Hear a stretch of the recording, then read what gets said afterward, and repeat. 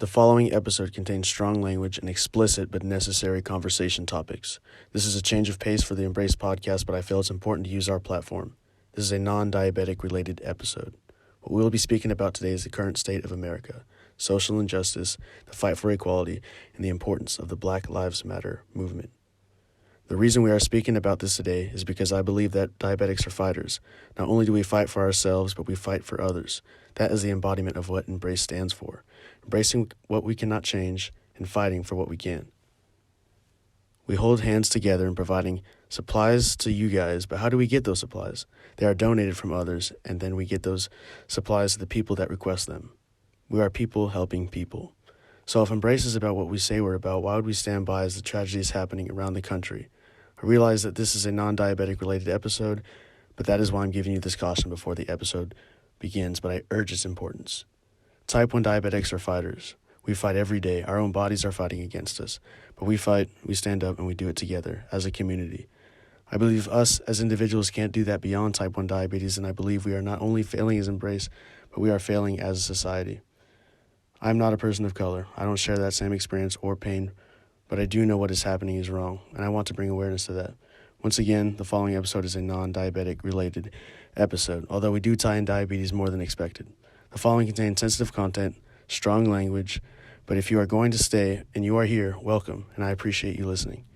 Today we have Anita Nicole Brown with us, and she is going to give her point of view on everything that is happening. Anita is a Black type 1 diabetic and is married to a white police officer. I believe what she speaks about today can speak volumes to all generations. Honestly, for everyone involved, like the biggest thing together. Like, I'm sorry, I don't give a damn who you are. You're not going to do this by yourself. And we as a race, we're not going to do this by ourselves, period.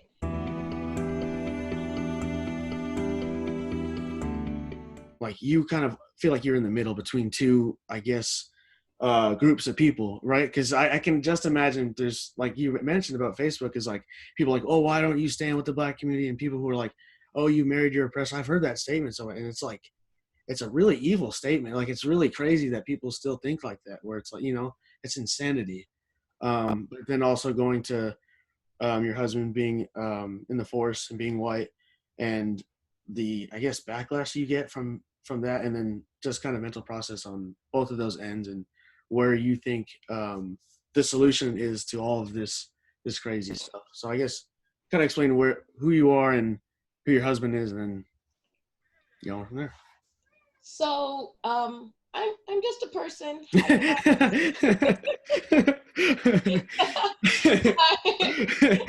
I am an aspiring type 1 diabetic. Or I'm sorry, I'm an aspiring activist. Oh one day you'll be a diabetic. One day. Yeah, I'll get to be like, you know what? I don't feel like going to work today. I'm gonna get a diabetic today. So I'm a type 1 diabetic, aspiring actress, ballroom dancer, ballroom dance instructor, the combat fighter. You know, I bowler, all of that fun crap and stuff like that. I met my husband through my father long time ago. When I say long time ago, my husband is 8 years older than me. And when me and my little sister saw him, she was like, ooh, that's going to be my boyfriend. And we were both underage. I mean, so yeah, it wasn't happening. But because I think I was maybe 16 or something. So, and like I said, he's 8 years older. So he was like, oh, look at them little girls, get them away from me. Me and my little sister, like, we'd go and watch my dad bowl. And like my dad was always like, that's his son. So we were like, daddy, no, that's not our brother. No, no, not working. So we used to go and watch him bowl with my dad and like do all the talking and ooh and all that fun shit. And then I remember I told my sister, I was like, I don't know how you think you gonna get him. She was like, I'm gonna get him. I was like, sweetheart, I'm gonna be legal age before I got him first. So I remember telling my sister that the one time my age worked for me. because I got 3 years on my little sister. So I was like, I'm gonna be 21. You ain't even gonna be 18. I got this. Like, so let's go. So that was pretty much what me and my sister said to each other about my husband. And so when everything, like I started going to the bowling alley more, and I'm older now and all of that stuff. And so him and my dad, they're still close, still tight and everything. And so I was just like,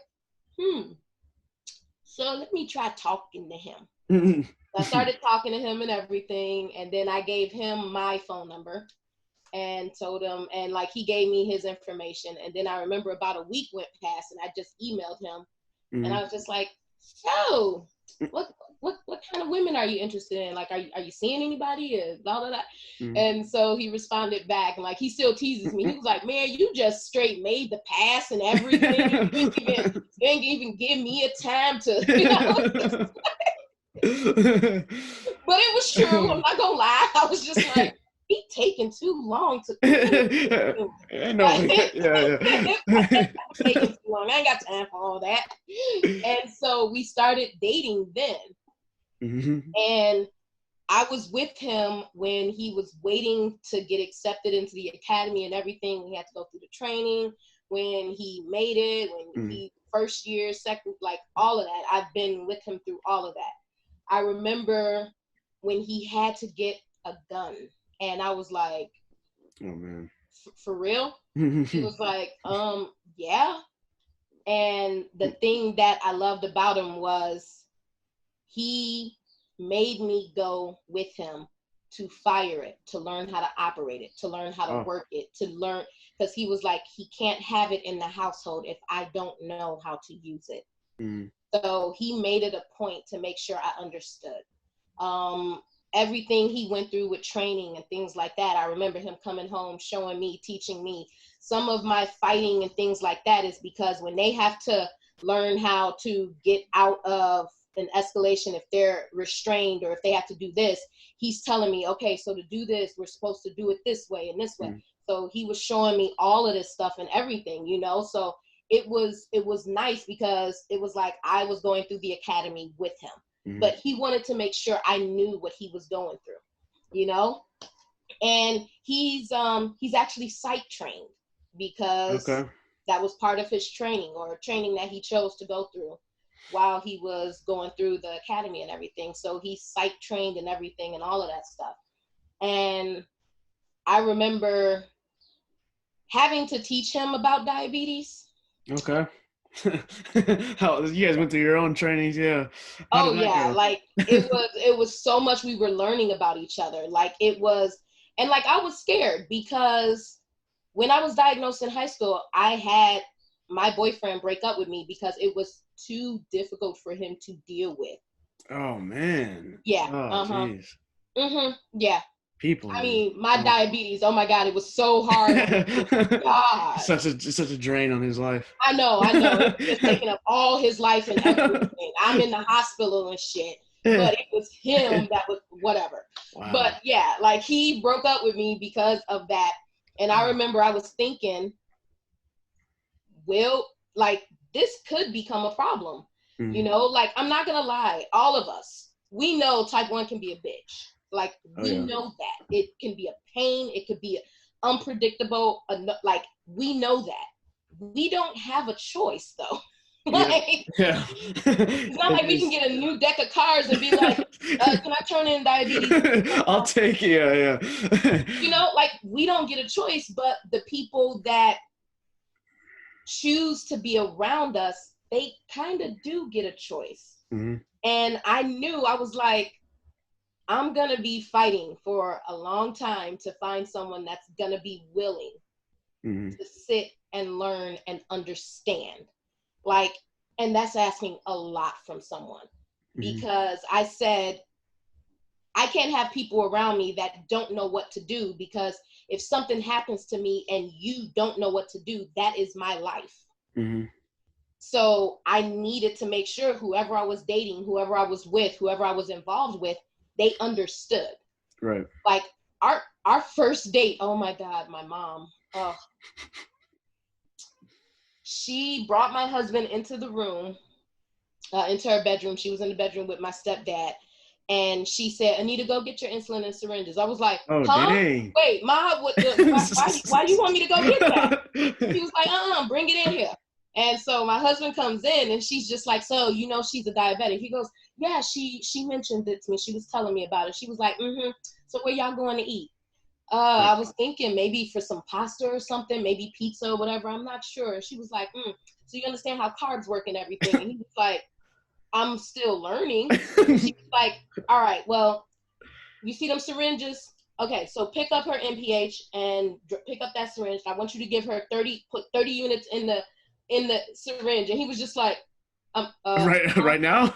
Right. And she was just, no, my mom didn't play. She was like, he ain't dealing with this. We gonna slowly work him into this. Yeah. She was like, no, he gonna find out right now. And she was like, he did it. And I was just like, oh, okay, yay, he's doing good.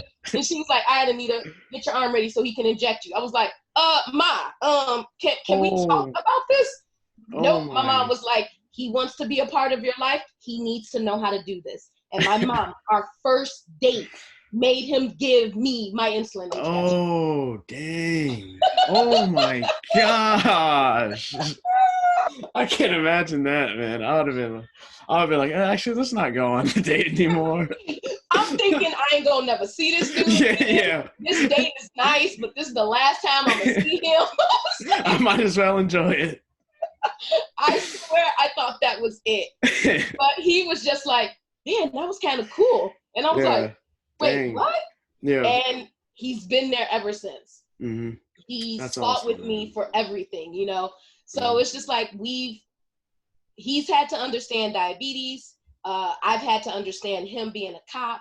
We to be honest, we kind of pick on each other. Mm-hmm. We kind of we do racially pick on each other. I'm not gonna lie. He might come home. I'll be like, "Ooh, I smell pig." He's like, "For real?" He's like, "Can you let me take a shower first?" But that's what we do. Yeah, he say, "I'm going to go get something to eat. You want some fried chicken and watermelon? You want some great soda?" You know, so I'm not gonna lie. We pick on each other racially. Right. We totally do. Yeah. But it's just it's in fun. It's not you know, we're not really being harmful or anything, you know, and stuff like that. But that's what we do. Yeah. You know, there are I don't know if people know, I would never do this to him, but I've joked about it, but I would never do it. Mm-hmm. So one of the things one of his fellow officers went through, he was going through a divorce. Mm-hmm. And the wife decided to say he was abusing her. Oh, man. In the instance of, not all, but in his friend's case, the minute she made that charge, he lost his badge and everything. He lost his job, all of that. Later, it was found out it was false. All of it was false. It was unjustified and everything. And she literally said that just to get back at him. So I've made, like I said, I would never do that, but I've actually made jokes. I was like, man, keep that up. I was like, you know, I'm going to go boxing in a minute and I'm going to go to your job and tell them you did this. He was like, damn, for real? I was like, no, I'm sorry. I'm totally joking. I would never fuck with your career like that. I was like that. I'm sorry. He was like, no, that was kind of cruel, but you know, that's funny just a little bit. You know? But it's something that we do, you know, it's like him being white and everything. He's just like, yeah, I want to go and do something. I was like, well, can you hook me up?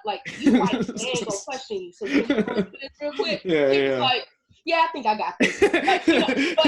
It's what I love. I don't have to be such a stick in the mud, and he doesn't have to be such a stick in the mud. And I know when the chips are down, he's got me. I don't have to question it. Anyone gives me shit because of my race, because I'm a diabetic, because I'm female. If they give me any shit over that, I don't have to say anything because he will. Mm-hmm. You know? That's and awesome. When all of this started happening, and this was years ago, not gonna lie, this was years ago when it started happening and everything, I was just like, all right, so what's your opinion? And he was just like, yeah, no, they need to die. He was like, they need to be in jail. They need to get the death penalty. Like I was like, death penalty? He was like, no, they need, like he is against any officer that misuses their position, that misuses their roles and things like that. He's gotten in trouble with his job because of stuff like that. Like he will not allow it. That is just him. That has always been him. There was an instance, we were at the bowling alley, and you might hear a lot of bowling stories. I just maybe should start going to this bowling alley. A lot of stuff is going down in this bowling alley. Yeah, just letting you know, because I bowl a lot. So I hope my dad is a bowler. Okay. Husband is a bowler. My mom was a bowler. My stepdad was a bowler. My auntie was, or my stepmom was a bowler. My little sister, my twin brother was a bowler. Like my family they're bowlers, okay? Yeah. So you might hear a lot about bowling, but this one particular night, I'll never forget it. And I remember, and it was me and my dad, my husband, one of his friends, 2 or 3 of our gay bowling friends, they were white. My husband and his friend were white. Me and my dad were black, and we had 1 or 2 of our Hispanic friends as well. We were all just hanging out, bowling and having fun, and we were almost done. And these group of, they had to be at least 21, maybe, I can't say for sure, but they came in to bowl and everything, and they walked past us, and they kind of gave us this look, and we were just like, okay. So we're still bowling and having fun. And I remember our gay friends, oh my God, Michael, he's fucking amazing. He's I love that man. But like, they're talking, he was like, so if I get this strike, I'm going home with your husband. I was like, I'm like, is that the deal? Is that how this working out? It's like we have so much fun together, Yeah. So we're bowling and everything. And then we noticed that he was being picked on by that group of kids that walked in. Now, I'm sorry, but it was a group of black kids. And they walked in, and they just pinpointed my gay friend. Now, my friend Mike, he may be gay. That dude is built. That is, he's not messing. Yeah. Don't mess with this guy. No, exactly. Do not do that with him. But they did something in the bowling alley, and like the security guards had to go and tell them, okay, we're gonna have to ask you out. No, the guys were running into the ladies' rooms and stuff like that, and hanging out in there and everything, and they were just like, we need you guys to leave. This is behavior we cannot allow, so we need you guys to leave. So they're walking out of the bowling alley, and again, they're walking past us. And then they stopped, and then they start talking, and then they're talking loud enough so my friend Mike heard them, And he's just like, and I remember my husband was like, Mike, and Mike was like, no. He was like, if you got something to say, why don't you just come and say it to me instead of talking behind my back? Dang. He was like, if you have something to say it. So the dude literally walks up to Michael and just giving him shit over being gay, talking about him and everything. And he goes to swing at Michael. Oh my Michael God. dodged it and knocked the dude out. Then everybody decided to try and jump on him. Oh, man. All of the friends decided to do it, and they're trying to jump on him. And so security's coming, grabbing them, trying to get them out the bowling alley and everything. My husband, his friends, they're trying to pull everyone off of our gay friends and stuff, stop them from doing all of this and everything. And they just weren't. So security finally got them out of the bowling alley. They still refused to leave. Security went out there and told them, we need you guys to leave. This was one man. All of them jumped on top of him. Wow. My husband, he's a cop, okay? He may have been off duty. He couldn't let that stand. So he's running out there, and I tried everything possible to grab him and stop him. I couldn't. Like that just wasn't happening. He was faster than me. Yeah. And I'm trying to stop him and everything. And you know, and like it's like a huge brawl. It's like, I think and then like my gay friend was out there too, trying to help the cop, you know? Mm-hmm. And I want to say it was like 3 or 4 people from our group and from the bowling alley that were out there. And they had at least 10. And they were all jumping on top of them and everything, swinging and all of that stuff. And so we called the police. So squad cars showed up and everything. And the interesting thing was the comments that me and my father got from them. Oh, we were sellouts because we didn't stand with them. I'm sorry. What? Our group was the most diverse group there. Yeah. You know, we weren't putting up with that. You can't talk about someone because they're gay and think it's okay. That's the same thing about somebody talking about y'all because you're Black.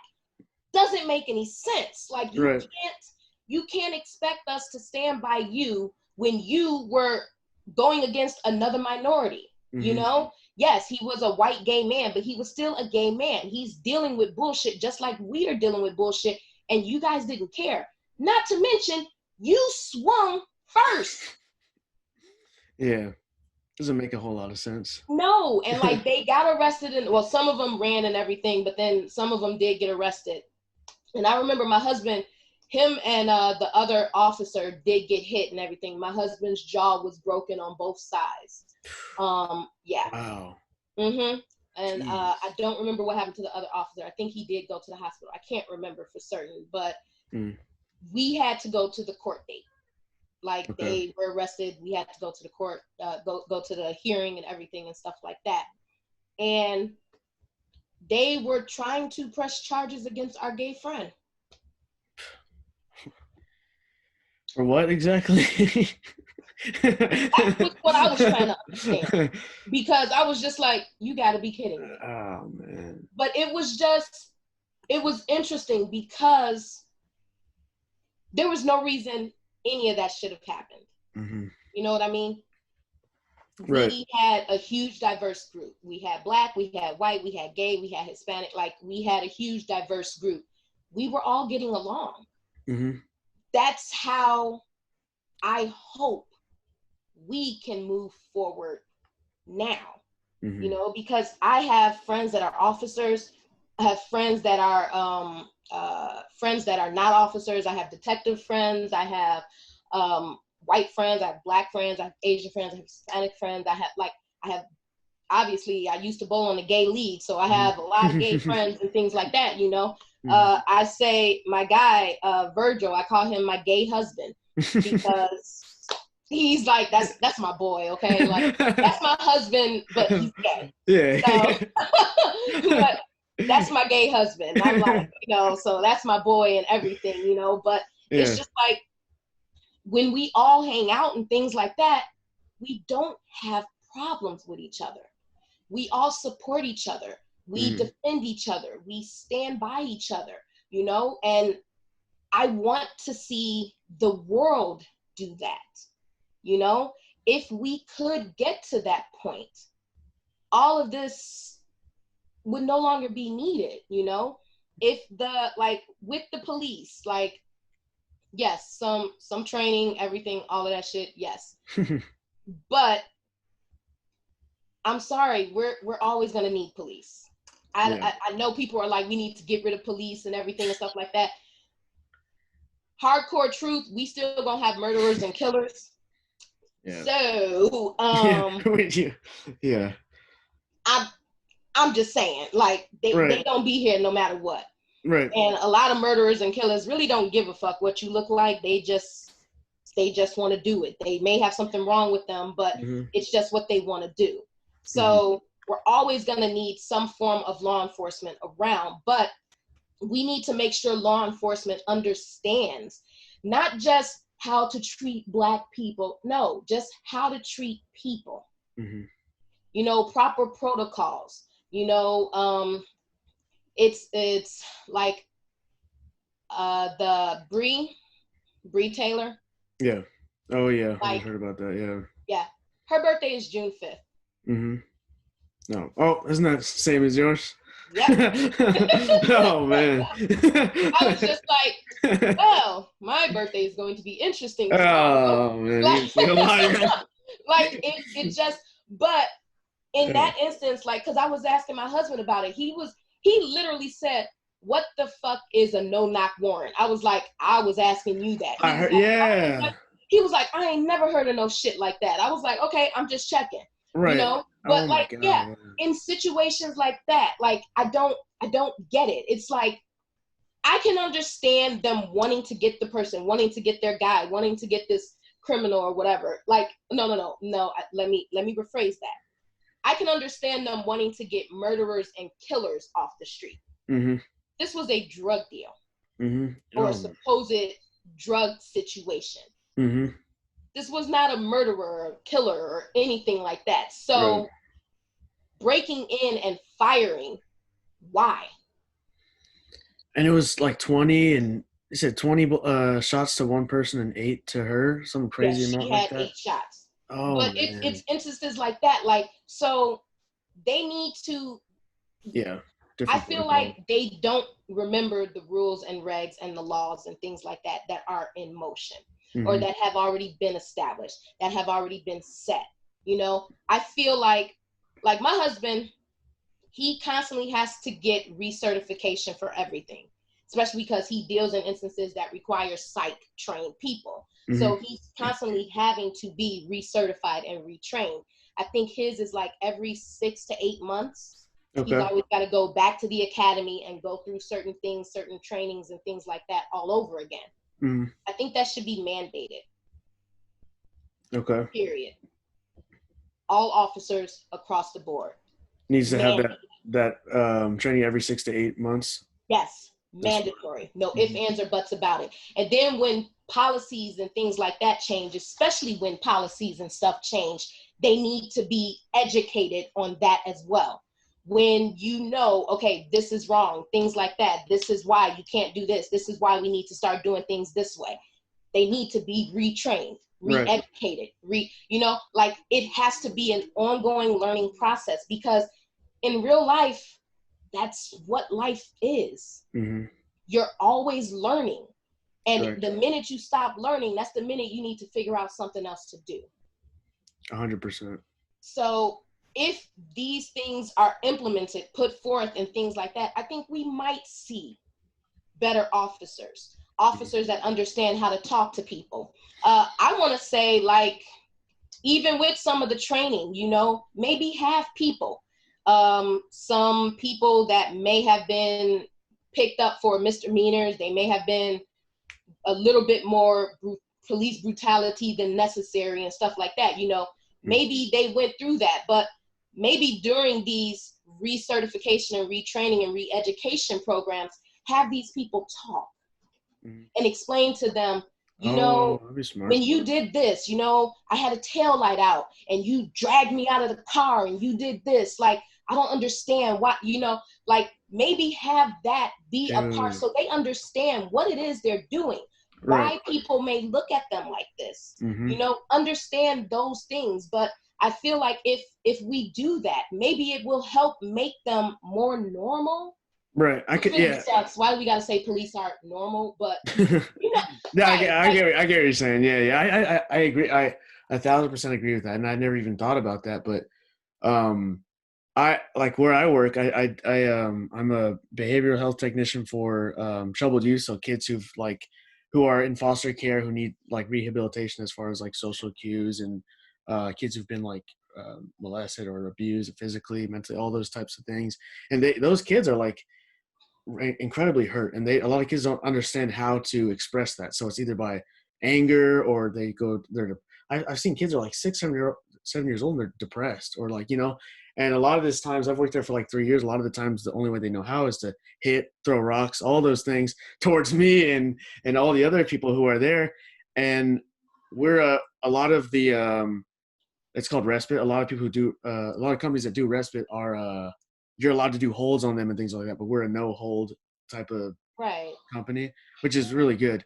But we have to do the training of, if it does get to a point where it gets so escalated that you have, like, they're hurting kids or whatever, we have to go through the training every 6 months of the correct holds to do, what, like how to de-escalate, how to do everything before that happens, like all those things. And I could totally see that being super effective with with police.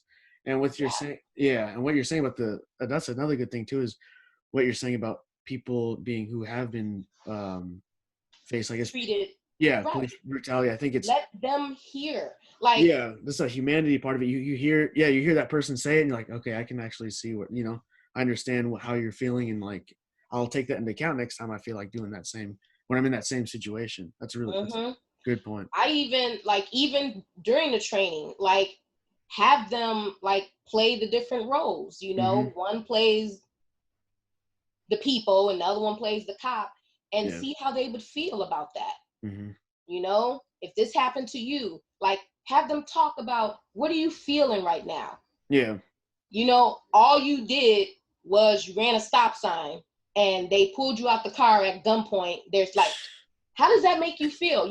Have them experience that and have them talk about it, understand firsthand what this means. Like, because then maybe they'll be like, fuck, I ain't like that. Like, that felt like shit. Doesn't feel good. Yeah. But unfortunately, you're gonna have some people be like, I don't give a fuck. Like, I'm sorry, we are not perfect human beings. Sorry, but you're gonna have the ones where it's just not gonna have an effect on them at all. Yeah, they're checked out. Yeah, they're not gonna care. Right. But it may help the ones that didn't really know now fully understand what's going on. Right. Because I know, and like it's still two different worlds, but I know, like with like you guys know, like I have my husband and I have my boyfriend, and I've talked to EMTs, and I remember when my levels would drop at my job that I worked at, that wouldn't let me eat anything at my desk. Oh my God. Even with them knowing you have diabetes? Oh my gosh. Yep. That shouldn't be. That's not right. That's. Oh man. But I had the EMTs there, and they were helping bring me out of it and everything and all of that. And so me and them were just talking. I remember one of my supervisors was sitting next to me, and they was like, "All right, her levels are coming up." And my supervisor was like, "Man, you guys did really, really good." And I remember them telling my supervisor, actually, she was really easy to deal with. My supervisor kind of looked at them like, I don't understand what you're talking about. They were like, there is nothing we hate more than coming to a little diabetic like this going through a hypo. He was like, because they end up with some superhuman strength that we don't understand where it's coming from. He was like, they fight us and it's difficult and everything. Like, he was telling my supervisors all of that. And my supervisors just looking like, wait, that could happen? They were like, oh yeah. Yeah. But then I remember it's like my husband, like I remember when my mom, everything, I remember I came out of a hypo with my older brother, my twin brother, and my mom sitting on top of me. So as soon as I came out, they said I would not stop fighting them. They couldn't get me to take anything. Oh my God, it was crazy. Bad. And they were just like, how are you so little and you're just like, they weird? Could not understand that. That's so crazy to me. Yeah, happened to me. And I remember my mom trying to explain it to my husband, and my husband's just, he's bigger than me and everything, so he's just like, whatever. But like I said, sometimes going through it is what can change you. First time my husband went through that shit, I remember coming through it, and he was just sitting on the bed like. I'm looking at him like, so what happened? He was just like, like he was kind of sweating and everything, and I was just like, damn, what'd I do? You see nail marks, blood everywhere. But after that, he was just like, okay, I see what your mom was talking about. Yeah. He was like, totally understand this, Yeah. But that was him. And it was just, from that point on, like now, he knows what to do. The minute I start slipping into it, he instantaneous. First thing he does, everything, all of that shit. Like he knows it now. But I've been with him like this gonna air, right? So I need to get the dates right. Yeah, right. You're gonna be in trouble if you don't get the exact month. Let me get the dates right. Like you might have to pull up your calendar. Right. Oh my God. Okay, wait. Okay, so we were married in 2004. Wow. Yeah, so we were married in 2004, but we were engaged for a year and then we dated for a year. Okay. So what is that, like 18 years or something like that? It's been a really long time. So it was just, we can put out a long time, and that way you keep yourself safe. Exactly. Over 10 years, over 15 years, right? Yeah. Oh yeah. Yeah. Over 15 long years. Time, yeah. But he's been there for so long, and then like the boyfriend, he's just like, well, you know, you respond so well and everything, and you just do whatever he says and everything. And my husband had to say, no, hold on. Like, he was like, I've had to fight with her too. He was like, she doesn't know what she's doing. Like, you have to understand that. He was like, when she comes out of it, she'll be looking at you and you'll have to tell her everything she did, because she won't know. He was like, and so he was like, it's not that she's responding to me instead of responding to you. He was like, she's just responding. Right. You know, so now the boyfriend, now that he's getting accustomed to it and he's starting to understand, he's starting to see. So now he's starting to know, okay, so she's slipping into, or she's like, I go to sleep, and if I don't wake up, they know I've probably already gone into a hypo. So now it's a matter of bringing me out of it, because they don't know how long, you know, if you, it happens while you sleep. There's no way of knowing how long it's been that way. So now he knows exactly what to do, how to do it, how to, as horrible as this is gonna sound, how to restrain me so I'm not beating his ass. Yeah.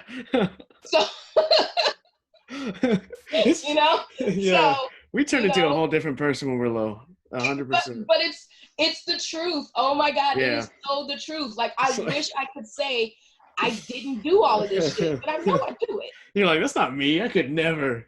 And you're like, yep, that same. You know what? Actually, remember, it's not me. Remember, my diabetes, her name is Amelia. It's Amelia.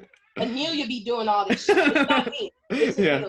So she'll want some problems. You know? You gotta don't talk about her like that. Sometimes she takes over, but you gotta bring her back down. Yeah. Right. I gotta be like, stop her down. Yeah. Get back in line. Yeah. You're getting out of control. That reminds me too. Yeah. I think I was in high school, and I was like one of those, I don't know if you ever felt it, but it was like one of those lows, but it was one of those weird scenarios where I didn't feel low. I was just acting different. So I was like, I feel like going downstairs and making some oatmeal. So I was making some oatmeal, put the oatmeal in, went to the refrigerator, then it was like filling up with water, and I just let it slip through my hands, and I was just looking at it. I was like totally in a trance, and my parents ran downstairs because they heard the glass break, and they're like, what are you doing? What's wrong? I was like, I looked at them and like, oh, I don't know. They instantly knew that I was low, but I didn't understand. Maybe I was just so low I wasn't understanding it, but they sat me down, and they're like, drink some juice, Brendan, you're low. They tested me. I was like, I think it was 30 or 40, something super low, or 20. I was like 22. And they're like, drink some juice. I was like, no. They're like, what? I was like, drink some juice. I was like, no, I don't want to. I'm not going to drink it for no reason. Like, it's just they asked me to do some drugs or something. I'm like, no, I'm not drinking the juice. You can't make me. I literally said that. And my dad ended up slapping me, and like they opened my mouth and just drank it because years prior to that I had a seizure, but they're afraid of that happening. So you have to do what you got to do. But it's like, it's so true. You turn into someone completely different. Or I need to think of a name for my diabetes. Amelia. Yes, because I'm not claiming Amelia as part of it. Not when she be doing some crazy shit like that. That is not. Nope, I don't know her. She needs to get her act together. I ain't got time for this. So I was like, no, she needs a name. Like, there's no way. It's so that way. Like, you meet me. I'm like, hi, I'm Anita. This part is Amelia. Like, you're gonna be hanging out with both of us today. I don't know when Amelia might be popping up. She might show. Yeah. She might say hi. Yeah. Right. You might meet her. You might not. I don't know. Yeah. Oh my gosh. That's hilarious. That's fun. I never even talked to anyone about that, about how they, when you're low, you just rage out almost. That's so funny. I wish I understood why that was, though. I don't think anyone's been able to explain that to me. Yeah, I was going to say. From doctors to, like, I don't understand, because I know when I get high, And I've only had hypers. It's almost 22 years. Mm-hmm. I want to say I've only had hypers like 4 times. Okay. And when those happen, really I'm good. like, I'm lazy. Like Mm-hmm. I feel like I'm walking in slow motion. My heart is at an accelerated beat. Mm-hmm. My mouth is so damn dry and everything. It's just, so I'm like so lazy, like so chill. Like I've never done drugs, but you probably think I was high as hell when you see me in a hyper. Yeah. You're like, damn, what you do? You know, like that's how I look when I'm having a hyper. Yeah. But you just energy levels when are you get low. I don't understand why it's like you become full of rage and you're mm-hmm. fighting and mm-hmm. you need to do something, but you're still like, nah, get up off me. I don't want to do it. Like, get away from me. Like, I wish a doctor could explain that to me, because I've never had anyone to date explain why this is. Right. It's like, I was gonna say it's a survival thing, but it really isn't. It's like anti-survival. No. It's anti-survival instincts right there kicking in. Right. It's like, hey, here's some food to bring you out of it. Get that away from me. I want that shit. Like, I want to be low. Yeah. No. It's so interesting. I can't wrap my head around it. It's like something so little as drinking juice. It's like, what? Doesn't make sense. You don't want it. Like, I don't know. It's the weirdest thing, but diabetes is weird. Sometimes you just can't explain it. It's like I was reading this thing the other day, and I was doing research for this episode I did about getting highs in the morning, and it had a list of all the things that could affect your blood sugar. It was saying the placement of the moon, the weather, where you're at in the United States, all these little things. I'm like, I'm just not even going to try at this point. I might just... It's like where the moon is in the sky, right. Like I have control over that. Yeah, exactly. So it's like, I think this is a random tangent, but people who are so, like think like, oh, I gotta beat my diabetes, like my blood sugar has to be 100 all the time. I think it'll just go crazy because diabetes is unpredictable. Like it's, you control what you can, but for the most part, it's like a lot of this stuff is, just random. You can't. I've said so I've had issues with employment and things like that because like I've told several type 1s and diabetics in general, list it. When you go in, fill out that job application, say it. You are a diabetic. If you are a type 1 diabetic, you are a type 1 diabetic. You got to list it. Yes, there are chances they'll be like, ooh, no. Yeah. Even though they know they're not supposed to, they still do it. But, if you get the job and it wasn't on your application, it wasn't mentioned in your paperwork, now you become a liability and there is grounds to fire you because they didn't know. And something happens at the job and no one knows what to do because you never told them you had a disability. So this is what needs to be monitored. HR knows what's going on because you said it in your paperwork. But I've had like so many people like, well, I don't want to have to say that and everything. And I'm like, but it helps you in the long run. Yeah. Because if you was to pass out, first thing they're going to do is call the ambulance, and HR is going to be like, paperwork, type 1 diabetic. That's what the paperwork said.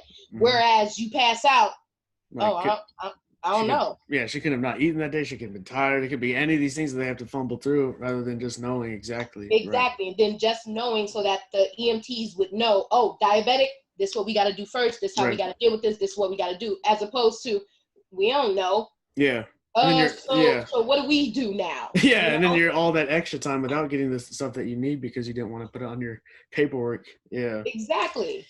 Yeah. It's like, it's something that we have to do. Like, and I love hearing people say, oh, I'm going to catch so much shit for this.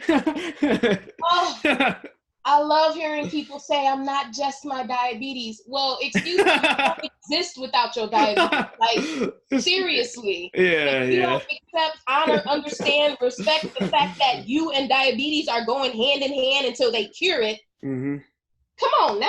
Right. Exactly. You gotta. I hate to use the name, but you really do just gotta embrace it. Like you just, that's the whole part of this thing is like, yeah, it's part of who I am. I always bring it up. Like you gotta just be proud of it. You gotta rock it. like I used to be so like I used to test myself under the desk, like all quiet, like try to make no one, and then be all quiet, but just take your shot up here. When I used to take my injections, be proud, like the way you got it right here on your arm, like like you're proud of it. It's just who we are. Yeah. I like the decal. I'm taking the decal, the flowers. That's dope. I like that. Had to do it. Yes. Cool. But see, like for me, I had to get to that stage. Yeah, same. So it took I don't even know what happened. It just happened one day.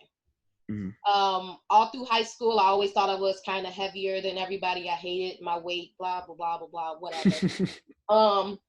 And I was literally at my lowest when I was diagnosed almost, I want to say about 3-4 months into being diagnosed. My lowest weight's almost 5'4", and I was about 79 pounds. Okay.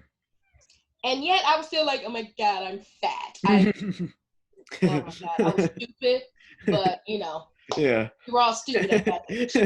Yeah, that's true. Very, very much so. But I had to, I remember every time I had to do my injections, first thing I did, I'd go into the bathroom stalls and I put my coat over the cracks in the bathroom stalls. So no one can peek. Yeah. And then I do my injections like I'm doing drugs and stuff or whatever. And then I put everything away and everything. And then I take my coats and stuff off the walls. And then I come out the bathroom and I'm normal looking, Yeah. And then one day I'm in the bathroom and I'm sitting on the toilet, had everything blocked off and hidden and everything. And I'm getting ready to draw out my insulin. And I was just kind of why am I doing this? And so then I was like, let me see. So I gathered my stuff, put it in my bag, came out the stall, went to the bathroom sink, wiped the whole sink down, and then I put all my stuff on the sink. Then I washed my hands, tested my glucose levels. I knew what I was getting ready to eat and everything. And I remember I was drawing my insulin right as someone came in the bathroom. And the first thing I did was I drew my insulin and I turned and I was like, I put the bottle down, injected and everything, cleaned it, broke the syringe and everything. I was like, have a good day. Walked out the bathroom and the look on their face was like they just did meth. Right, oh my God, she just shoot up in front of me. Yeah. The look was priceless. And once I hit that, then my brothers were tortured horribly. That was liberating, I'm sure, that moment. Huh? I'm sure that was a liberating moment. It felt good because it was just why am I what am I trying to whatever. Oh yeah, exactly. Right, because I couldn't understand why I felt like doing this, my injections and things like that was a bad thing. I even today, I don't understand why I thought it was bad. It was oh my God, I'm doing something bad or whatever, and I have to hide this now so people don't know this bad thing that I'm doing. I don't know what I was thinking, but when I finally stopped doing that, oh my God, I used to tease my brothers and stuff. I'd inject myself. I'm not telling anybody to do this. I'm just saying. But I would inject myself and then I would leave the syringe in. That's horrible. And then my brothers will ask for something to drink and I'll bring it to them and the syringe is just dangling in my stomach. Oh my God. To them, oh my God. Once I learned I was cool with this, everybody was tortured by me. I ain't care. If you ain't like needles and syringes, you did not want to be around me because I was going to mess up your life. I was going to have the syringe hanging out the back of my arm hey, how y'all doing? The syringe just dangling and stuff. I was bad. I was horrible as soon as I became okay with showing it off, Yeah, right. But it was, I had to get to that point. And the more people hung out with me, I told them from jump, nope, I didn't care. Yeah. First thing you knew about me, hey, I'm Anita, I'm a type 1 diabetic. Huh? That was your introduction to me. That was it. Now you know, yeah. I'm not wasting time trying to see if we gonna vibe and connect because if we ain't vibe and connect on this diabetic thing, we ain't gonna connect at all. There's no purpose in continuing. Exactly. So that was exactly how it was. It was hi, I'm Anita, I'm a diabetic. Hi, Anita, I'm I'm George. I'm not diabetic. Yeah. Right. Yeah. I'm not diabetic. Yeah, how the thing goes. Right. It's good though. It's good. You just put it on the table. You got nothing to be shy about, nothing to be afraid about. You don't have to go through that thing where like maybe they see your Dexcom, they don't know if they should talk about it or address, that weird little, it's out there now, it's good. Like, and that's the beauty in moments like that or maybe when you're taking your shot in public or you're testing in public or whatever. I've started, like, there was somebody in my class who was just testing the blood sugar right in front of me.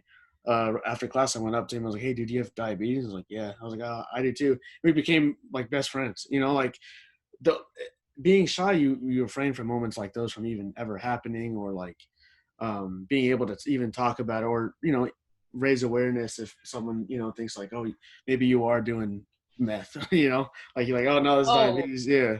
I've had so much. Like I was at a movie theater and I had, usually I try and go with someone. Yeah. But this time I just went by myself, and usually I go with someone because then I can leave my stuff there, go do my injection, and then come back. But I was like, I had got my food and everything, and I was like, oh damn, I'm by myself. I can't bring all this in the bathroom. And I was like, oh well. So I just put my stuff in the seat next to me, pulled out the syringe and everything, was drawing the insulin, and there were people in the theater.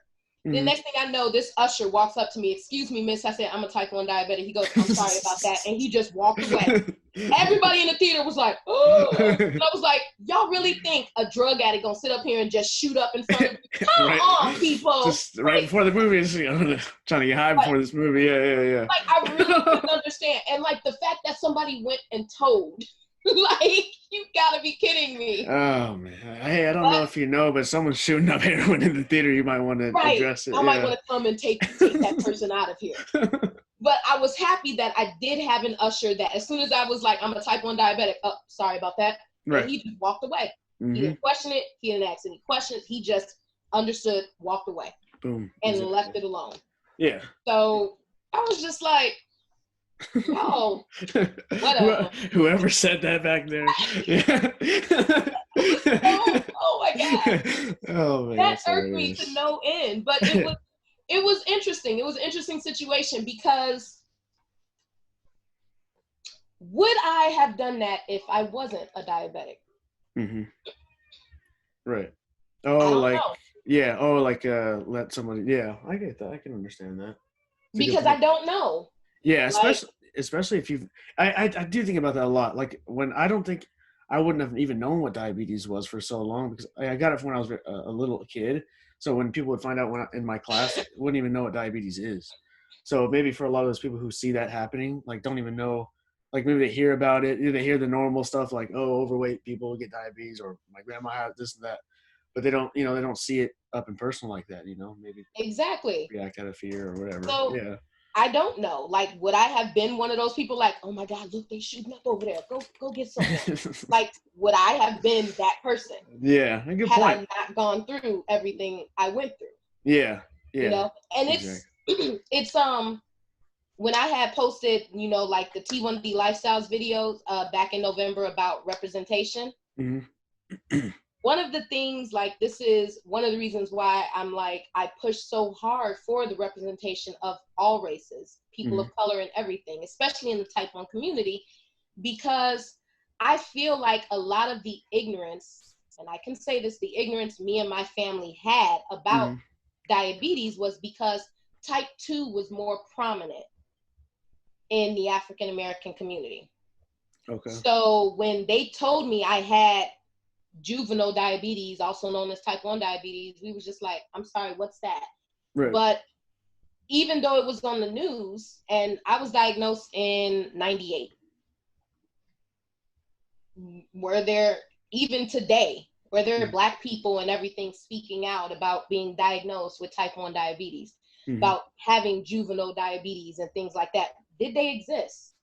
Was there someone I could look to and be like, oh my God, I got what she has? Gotcha. Did that exist?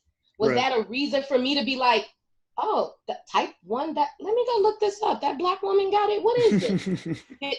Was there anything out there for me to see? Yeah. So I can understand it.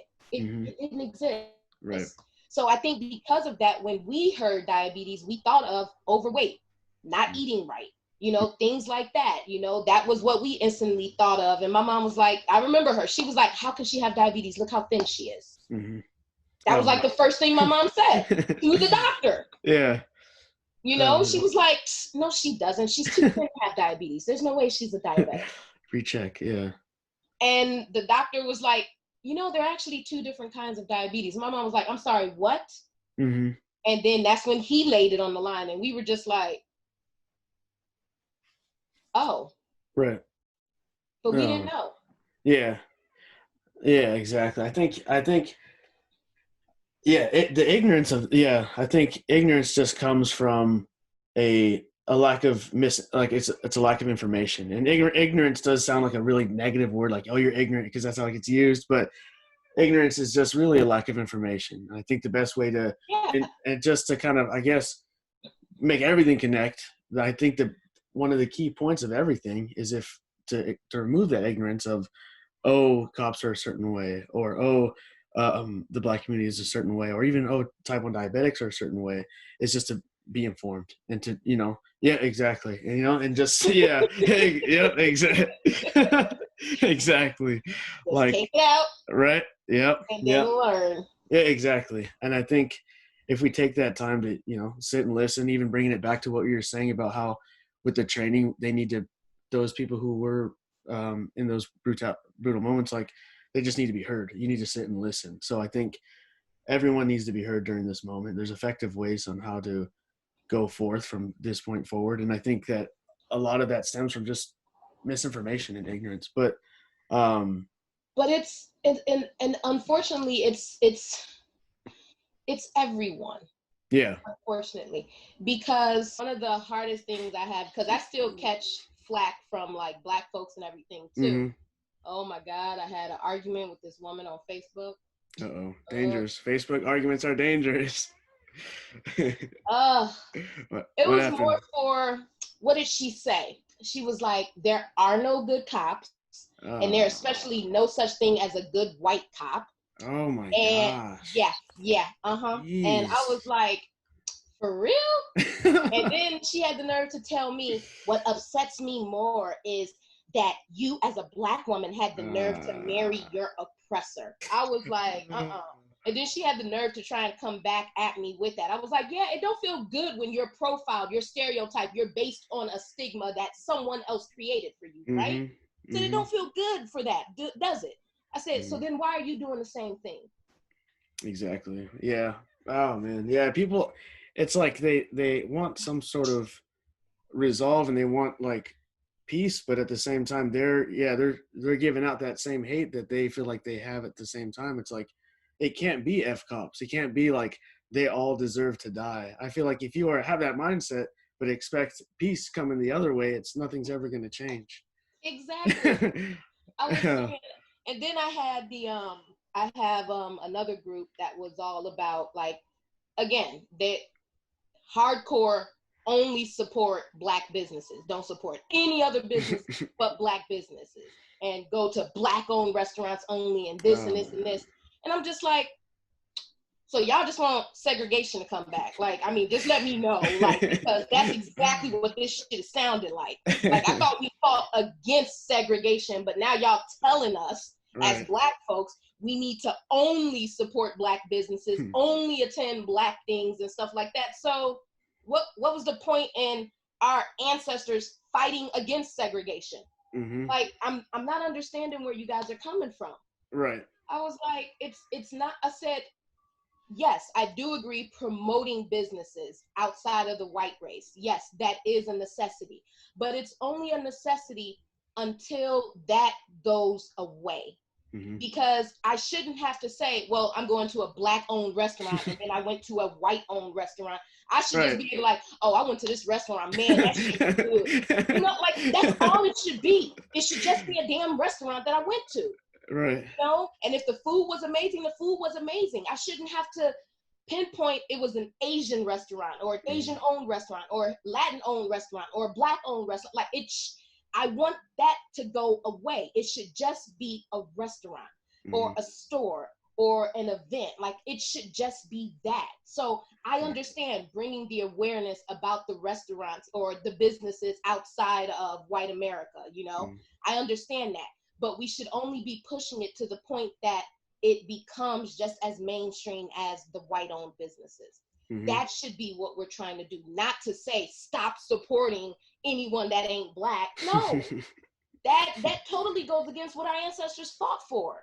So what the hell? Like, are we thinking? Right. Yeah. The labeling is where it can get dangerous. It's like, yeah, I 100% agree with you. That's a very good point. I'm like, I just wanted, and I told them, I said, like in the video on Instagram, I said, if we don't find a way to come together, this is going to constantly be a problem. And then we can't look at our world as a way to grow or be prosperous, because this is always going to be here and eventually it's going to burn down. Like, there's no way you can grow if this stays like this. It's never going to happen. Like, we're seeing it now, you know, people are pissed off about the riots and the burning and all of that shit. But if it continues this way, it's going to get so much worse before it gets better. Yep. So we need to figure out a way to work together, to see each other as equals, treat each other as equals, like across the board, okay? Because if we don't, everything's gonna burn. Yep. And then we're gonna have absolutely nothing. And the only people we're gonna be able to blame is ourselves. Yeah, we're treating each other like the enemies, but we gotta be, you know, working together. It makes a really good point, because I think a lot of the narrative has switched from like almost to equality to like, now it's almost like an F cops thing, which I see more and more on social media, to where it's like, it's not like, hey, we need to be all equal. I think Black and white people need to be in the same, they deserve the same justices when they're getting arrested and going through trial, and all those things need to be equal. But I think it goes, like, people see that video of George Floyd and they get angry and they think all cops are like that. The same thing goes with, like, you know, if you see a video of like a certain race doing something, and the ignorant people will see that and like, oh man, I can't believe they're all like that. You know, it's like, it's ignorance. horrible. It's ignorance, and there's no softer way to describe it, but that's what it is. It is ignorance. Right. You are letting the ignorance control and move you instead of finding a better way to deal with that ignorance. Right. You know? Yeah. I think that reminds me of like I know where I understand where a lot of frustration comes from both like the Black community and the cop community. When I posted that thing yesterday on Embrace, I had a comment from a white cop, and he was kind of like telling me, I can't believe you would post something like this. Like, this is supposed to be a T1D page, and I have to come on here and see like all these things promoting rage, and now I get to see how many bricks I'm going to be thrown at, like, when I get to work. But it wasn't an anti-cop thing. It wasn't like it was honestly just say, hey, we you know, we're in support and things like that. What is your stance on that whole thing? Like, what do you feel about like I guess in the whole span of like where from the beginning of like just social media posting to the next level would be like protesting, like peaceful protesting, and then all the way up to rioting. What do you think is necessary? What are your thoughts on that? Honestly, and like, this is like one of the things I'm not about violence. Yes, I know I do acting, I do fight scenes, I know, I do all that shit. But let me explain something. It's characters that I'm playing, okay? Yeah. But I'm totally against it. I am not for violence, you know? Something goes wrong, your first thing is to hurt and beat and kill and do. I'm completely against that. Like, me and my husband, we're in agreement of almost everything except the death penalty. Oh yeah, you mentioned a little bit. I am 100% against the death penalty. He's not. But that is, I'm just like, I can't stand by that. Okay. You know, even if someone killed someone and everything, and like especially in George Floyd, everything, all of that. Yes, I understand. It was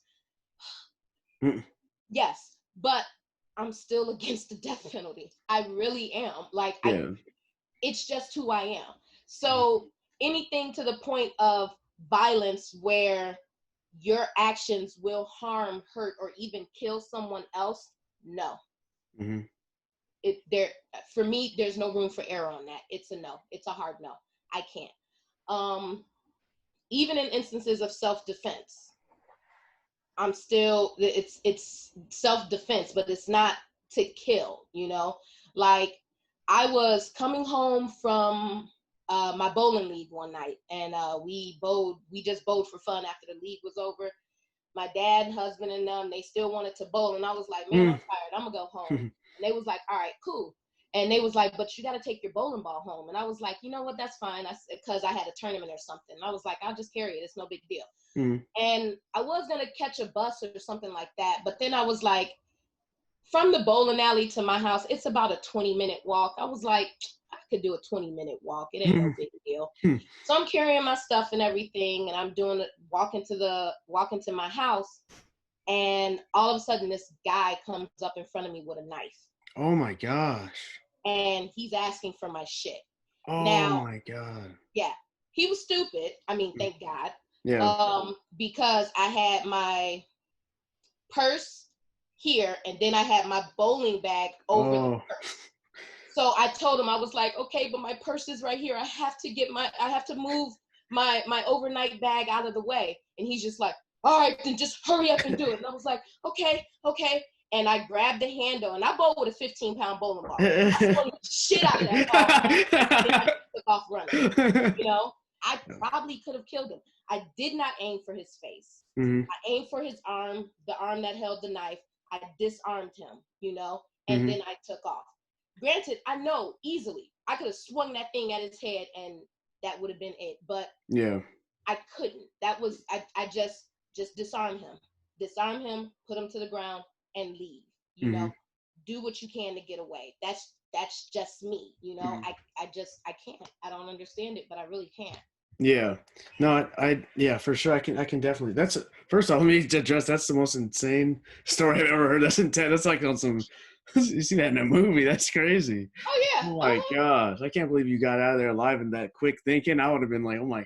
That's insane. But yeah, I think it takes that level of critical thinking, you know, when people are like, you know, when you hear stories about like people who like die from, you know, shooting or whatever like that, it's like you have to shoot for the leg and arm. And everyone thinks differently at critical levels, but to be able to think about hitting his arm and throwing the knife out and then running is a very, you know, that's important, very smart. Like, I don't know if I could do the same thing under such stress. Like I said, I totally know. Most people would be like, man, I'm going to take you out. Like, yeah. And still been hitting while he's on the ground. Right, while he's on the ground. You know? And here's the thing. I wouldn't necessarily say I disagree with that, because in a situation like that, everything gets heightened. Someone's holding a knife to you. You know? One wrong move and you don't know. Yeah. So you're gonna be defensive. And then if you get the upper hand, you may have that fear, if I don't take this person down, what if they follow me? What if I run into them again? What if da-da-da-da? So it's like, everything is so heightened. So I could totally understand someone knocking the person to the ground and still going. I could understand that, because it's still fear that's driving that, you know. Even though the person's on the ground, you've managed to not hurt yourself and remove yourself and everything, but there's that fear that what if they got up, and while I'm trying to get away, they follow me. Yeah. And now they're pissed because I done injured them. So now they're gonna, you know. So I totally get it. Either way, I would have understood it. It's just, for me, I just needed to disarm the person and get away. That's all I needed to do. And I did, so I was good. I had an instant that people say it was profiling and things like that. Maybe, don't know. But in my opinion, me and my friend, Teresa, she's Hispanic. We were coming home from a movie. It was kind of late. How old were we? We were like 19, 20. We weren't 21 yet. We're coming home from the theater, and to get to the theater, or coming from the theater to walk to the train station, maybe a 10-minute walk. And then from the train, then get to my house or get off the train at my stop. And then it was another 7-minute walk from the train. But we're just walking, and we're about 4 blocks from the train. Like, you could see it in front of us. And this squad car just pulls up. Oh, man. My girl, she just, and I was like, you know, let's just breathe a little bit, you know, like, no need. And so they get out the car, and they come up to us, and they say, excuse me, what are your names? Where are you going? And I was like, I'm Anita. This is my friend, Teresa. We're going to the theater. Or no, we're coming home from the movie theater. And they were like, you are? I was like, yeah. And they was like, and like, I'll admit, it was interesting that they were stopping us, but there were other people walking down the sidewalk too. So it was kind of weird, like, are we not supposed to be on the sidewalk? I mean, were they doing construction or something? Like, yeah. Oh, so they just picked you guys out and just asked for information. I don't know. Yeah. I really don't know, but it was weird. I was just like, you know, because like across the street, walking and everything, and I'm just like, y'all, okay. Yeah, I'm going home. I'm not going to act out. Right. You know? Yeah. Right. Yeah. I was just like, I'm not. And so literally the police was like, do you have your ID and everything? A lot of people don't know. In some states, if you do not have an ID, you can't be detained until they can verify who you are. Okay. I didn't know that. Illinois or maybe Chicago, but that is how it is here. Okay. So first thing I was like was, oh yeah, I can get it out of my bag. I had a backpack, so pulled out my backpack and pulled out my ID. My girl Teresa grabbed hers. We showed it to them. ID showed where we lived and everything, and they were just like, oh, so you take the red line? I was like, yeah, I take it to Wilson, and we get off at Wilson. Oh, okay. And literally, they were just like, all right, we need you guys to hurry up and just get home, blah, blah, blah, and all of that. You know, they gave us our IDs back, and we got to go home, or at least to my house. And it was just like, why us? Why'd y'all pick us? Like, what the hell is going on? Like, there are other people on the sidewalk and people behind us, people walking around us, and like, what the hell is going on? But, and then like when Teresa and I got back to my house, and then Teresa had gone home, my mom was like, oh, did you guys hear about that shooting that happened over by the theater? And I was like, I'm sorry, what? Oh, wow. She was like, yeah, the shooting by the theater you guys were at. She was like, you guys went to the one on Western and everything. I was like, no, Webster. And I was like, yeah, we did. She was like, yeah, apparently. She was like, I knew y'all weren't involved because it happened during the time of your movie. But by the time we got out of the theater, it was a possibility. They were still looking. And from what I was told, supposedly, again, I don't know how true this was, but they were looking for a Black and a Hispanic female. Okay. So, that makes sense. So now I'm replaying the incident, and I'm like, if we had given them any reason. Oh, wow. Yep. Y'all would have been halfway. Yeah. Any reason. Yeah. I was just like, wow. Ooh, this could have ended so bad. Yeah. Oh my gosh. So glad my mama and daddy told me. Oh wow. But I'm not gonna lie, like we were kind of like, why does all these other people get to, you know, like why y'all but then like when they did say, and like from what I heard, it like it was like one of the female gangs or whatever, so then on top of that, whatever the shooting may have been, it was involving rival gangs. And because we got stopped, because we may have favored who they were looking for, I understood why the police told us, just hurry up and get home. Yeah. Oh, okay. You see what I mean? Because they stopped us because we may have fit the description, but what if whoever the rival gangs had been had saw us first? Gotcha, yeah. So I was just like, wow. Could have been a lot different, yeah. This whole situation could have gone totally different. There were so many different scenarios that could have played out in this situation alone. And I was just like, oh, thank God I kept my cool. Thank God I didn't woo! Everything that your parents taught you was just running through your head. Yeah. Yes. Smart, man. Yep. Oh man, that's incredibly smart. Yeah, because people will instantly jump into, why you got it, like, why'd you pick me, or why not me and not that person across the street, this and that. But hey, can't be calm, giving your ID and you're about your business. But that's, it's a smart way to be about it. Yeah. And they probably would have been like, I ain't got to show you shit. And I'm like, oh, no. You do. You have to have ID. Yeah, you kind of have. Period. Yeah. If you don't have ID, you can't be detained. Like, no lie. And it's funny because I learned about that because of my husband, but I also learned about that because I bartended. Okay. So that was something that we had to be informed of as a bartender. Makes sense. We got to look at ID first and foremost, but if they don't have ID, they aren't allowed anywhere in our bar.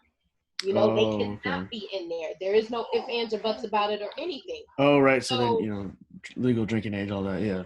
Gotcha. So that, it didn't just come from my husband teaching me all of this shit. It also came from, bartending and everything. Because I remember I'd tell my husband, I'm running to the store, and I was just going to run down the street to 7-Eleven, grab something. And I was like, I got my cash. I'll just be right back. My husband was like, get your purse. Why do I need my purse? Your ID's in there.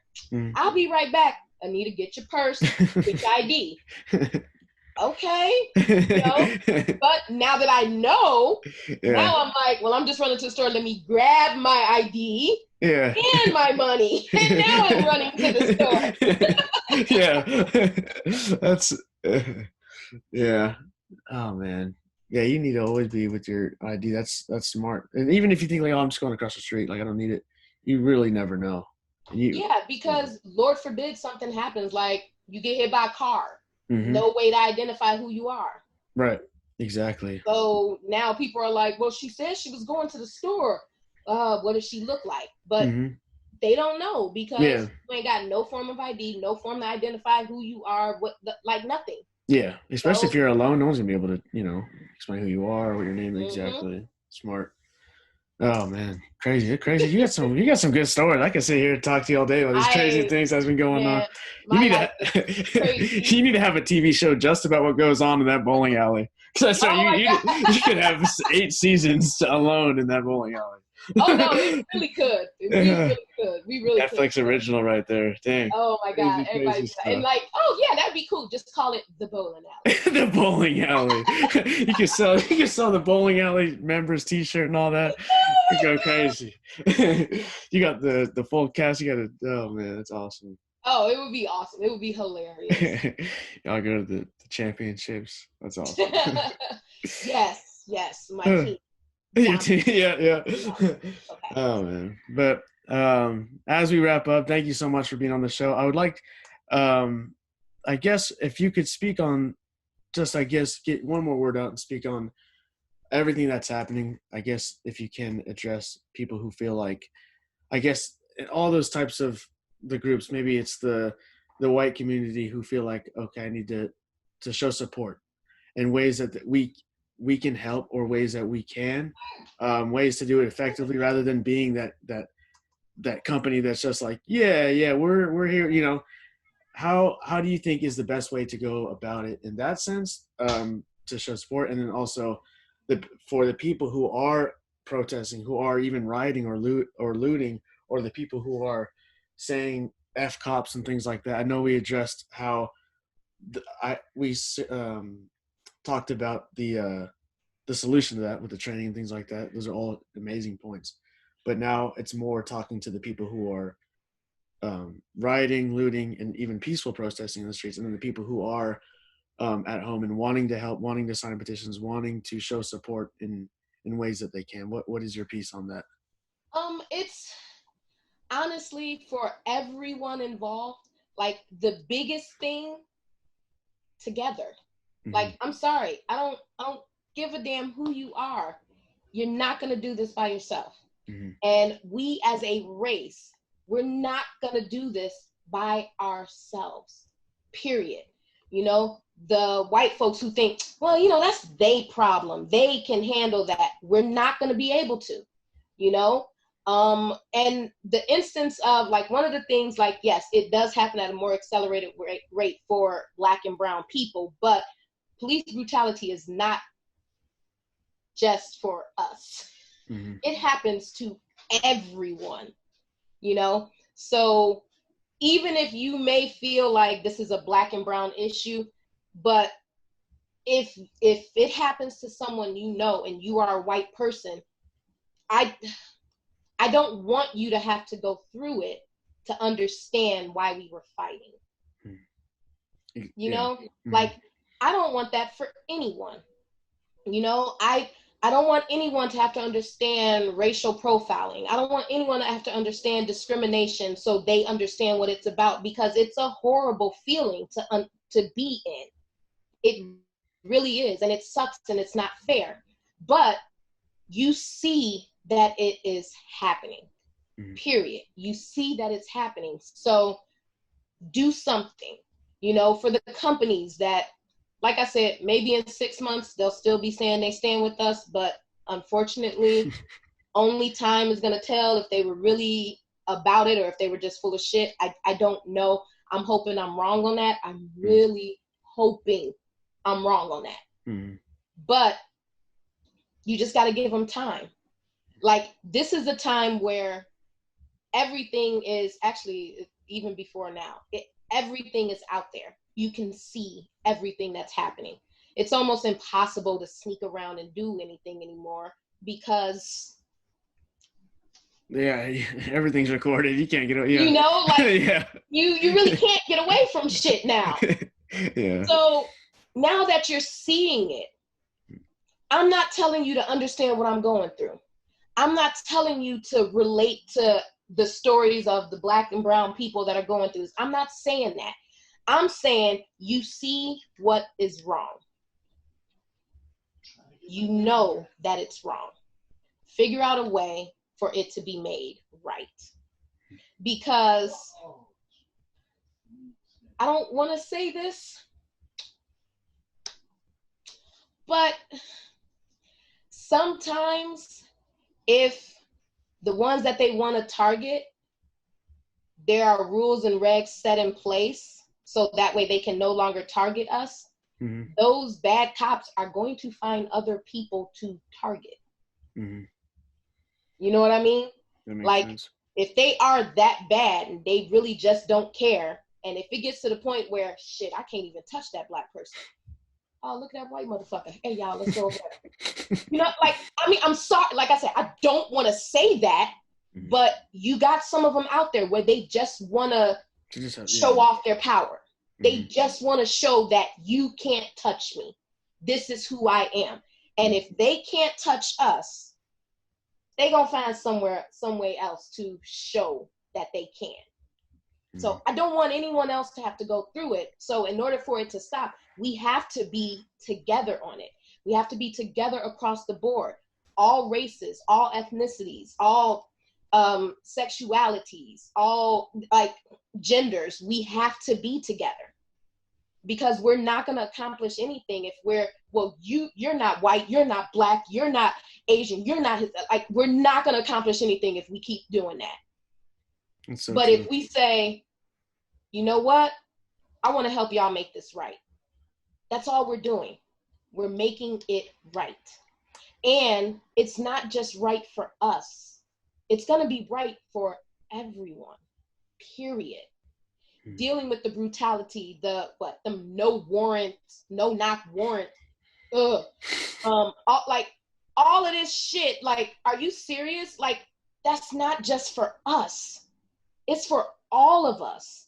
Because if they are no longer allowed to practice in such ways, it's gonna help everyone, you know? Mm-hmm. So we gotta do this together, guys. I'm sorry. I know you don't want to hear it. A lot of don't, but we have to. The only way to accomplish anything is to do it together. Those police officers, those good ones, look, I know y'all out there, okay? Mm-hmm. I ain't even going, those good, no. Y'all, you good motherfuckers out there because I know y'all. I've been around y'all. Y'all helped me and shit like that, you know? So I know y'all exist. We need y'all. Like, I understand you got a job. You go to your job, you do your job. If you're working, but you want to take that knee with us, you want to sign that petition, you want to do that, do it. You know, you want to call out the officers that are doing something wrong and things like that, do it. But also do your job and figure out how you done seen the wrong way to do it. So now you learn how to do it the right way. Mm-hmm. And you move forward doing it the right way, you know, because you done had tons of examples of the wrong way to do this shit. Mm-hmm. So you do it the right way, you know, show us that you're willing to learn, willing to grow, willing to become better at this job.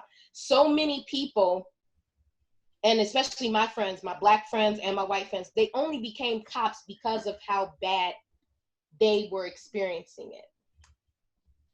So they became cops so they could be better. So they can be that difference that they didn't see when they were growing up. So don't put them all in one pot because there are a lot of them that are trying. So give them that chance to try.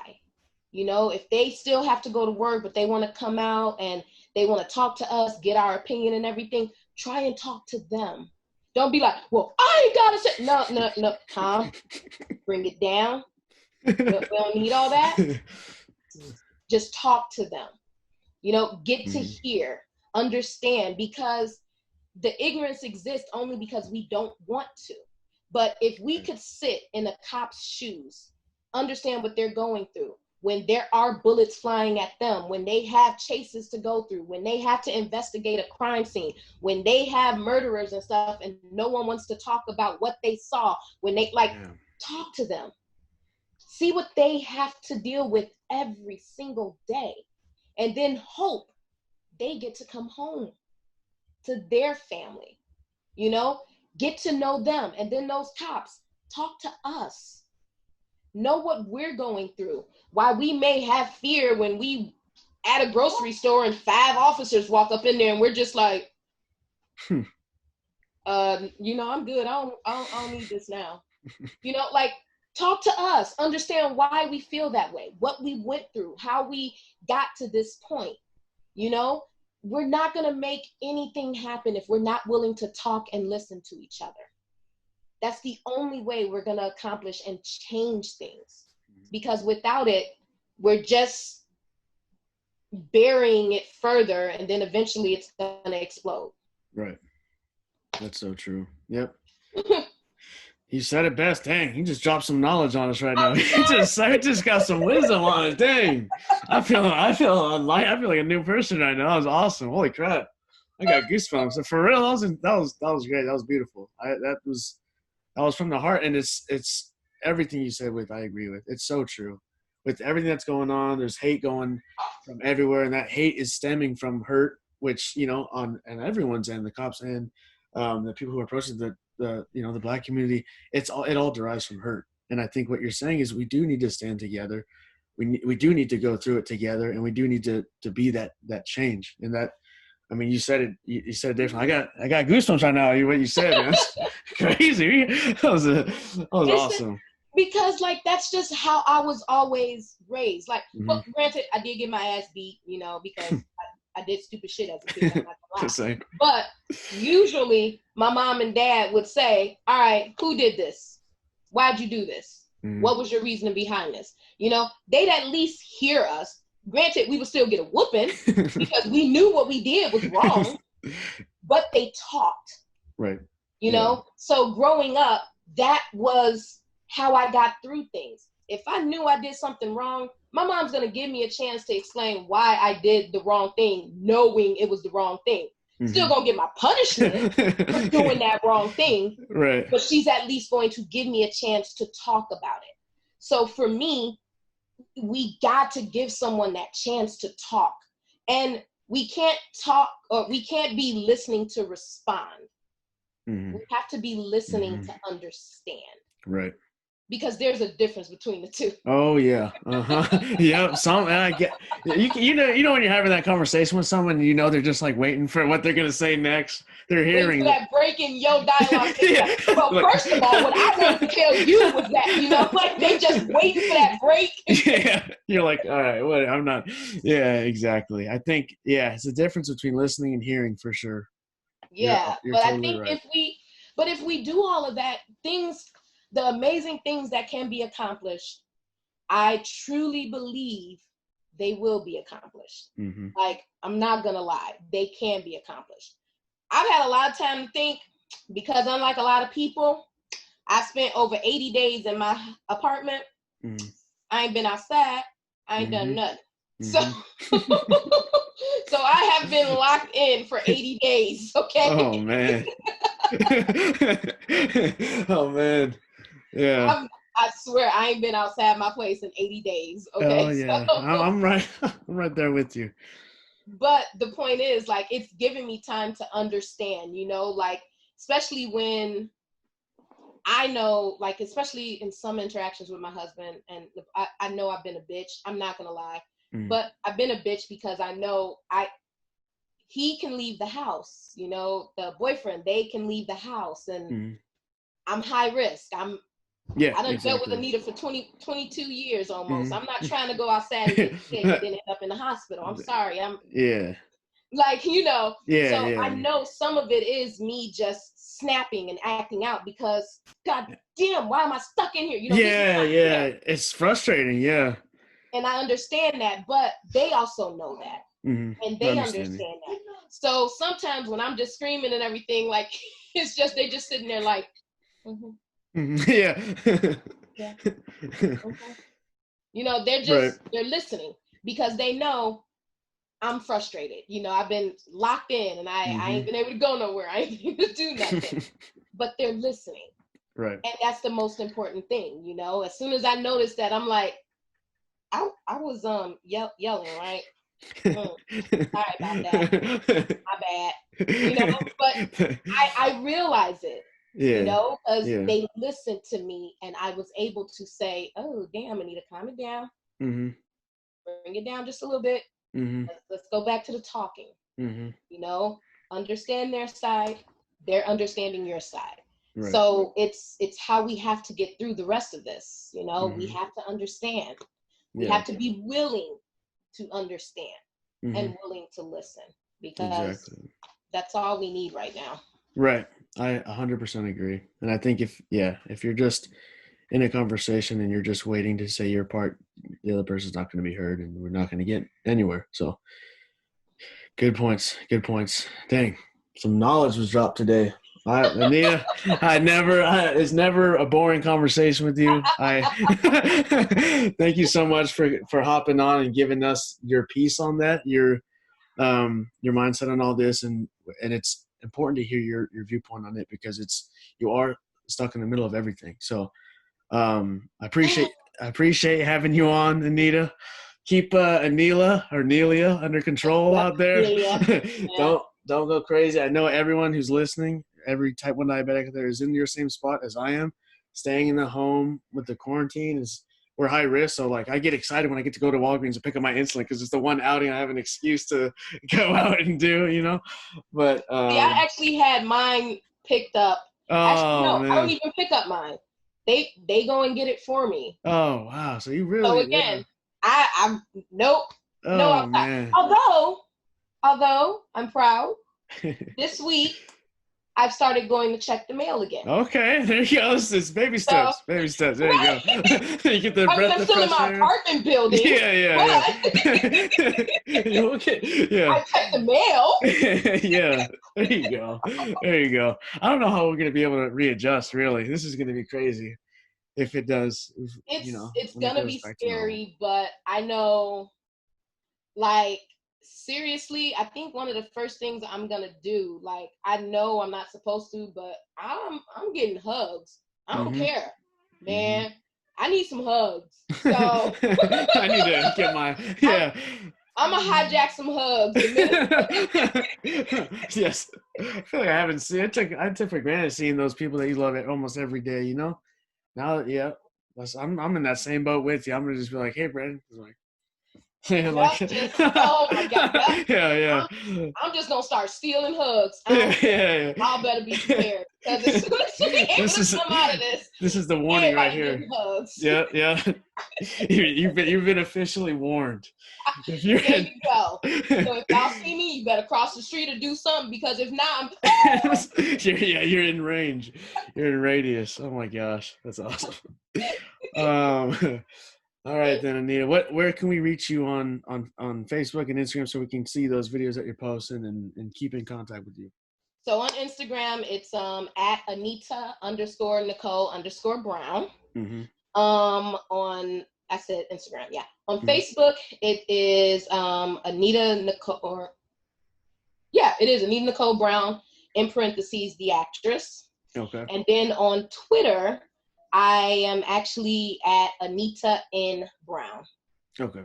And then I have, the YouTube, which is where we post T1D lifestyles and things like that. So my videos and stuff will be on that. And I think it's Anita Nicole Brown. It's something. Okay. It's my name somewhere. Yeah, I'll figure it out and have it in like I'm gonna post this conversation on YouTube, and I'll have all those in the links, and then on our podcast I'll have those in the description as well. We'll make it easy for you. Oh, thank God. Yeah. We don't have to. Yeah, there's so many things you got to remember. Guys, go ahead and follow her on those. Like this conversation, never boring with Anita, so you'll have fun following her. You always spice up your day, have some fun, but. Again, thank you, Anita. Stay safe. Thank you for the conversation, and thank you for wanting to have it. Thank you. Yep. Yeah. Of course. Important. There we go. Yeah. We'll keep in touch. I'll talk to you later. Thanks again. Have a good night. Always. You too. All right. Bye. Bye. Later. Hey guys, thank you so much for listening. If you did listen, there will be in the bio and in the show notes ways you can take action, whether that be texting or calling governors or sheriffs to make a change, email or texting. There's a list of petitions you can sign, and 5 places that I think that are the best to donate right now. Again, thank you so much for listening. Take action in one of those 5 ways listed below and at the end of this video if you're watching on YouTube, or in the link in the description. Thank you so much.